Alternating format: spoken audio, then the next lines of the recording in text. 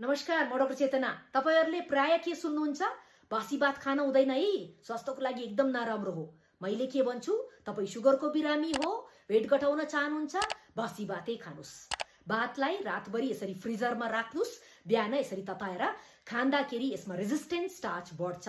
Resistance स्टार्चले हाम्रो शरीरमा glucose बिस्तारै रिलिज गर्छ। यसले गर्दा वत्त सुगर बढ्न पनि तपाई बस्नुहुन्छ, ग्लुकोज स्पाइक हुँदैन।